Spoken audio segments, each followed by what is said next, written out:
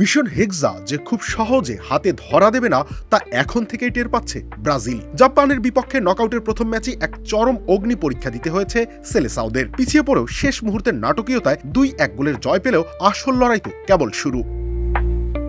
বিশ্বকাপের সোনালী ট্রফি উঁচিয়ে ধরতে হলে সেলেসাওদের পেরোতে হবে একের পর এক কঠিন প্রাচীর। শেষ 16য় সেলেসাওদের প্রতিপক্ষ আর্লিং হালান্ডের নরওয়ে। সেই বাধা টপকাতে পারলে কোয়ার্টার ফাইনালে ব্রাজিলের সামনে দাঁড়িয়ে যেতে পারে পরাশক্তি ইংল্যান্ড, যারা এবার খেলছে দারুণ ছন্দে। কিংবা হুট করে সামনে চলে আসতে পারে মেক্সিকো, নয়তো ইকুয়েডরের মতো যে কোনো একটা লড়াকু ফুটবল শক্তি।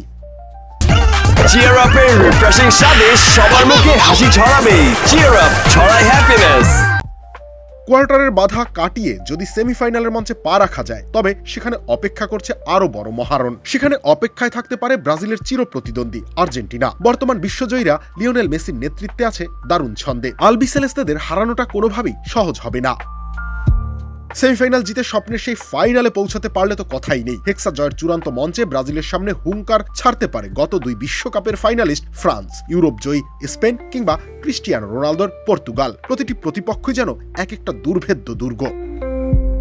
সাম্বার ছন্দে বিশ্বজয়ের এই মহাকাব্যিক যাত্রা মোটেও সহজ হবে না ব্রাজিলের জন্য। বল পায়ে ভিনিসিয়াস জুনিয়রদের দিতে হবে নিজেদের সেরাটা, কারণ প্রতিটি ম্যাচই এখন তাদের জন্য বাঁচা মরার লড়াই। হেক্সার পথে প্রতিটি কদমই এখন ভীষণ রোমাঞ্চকর।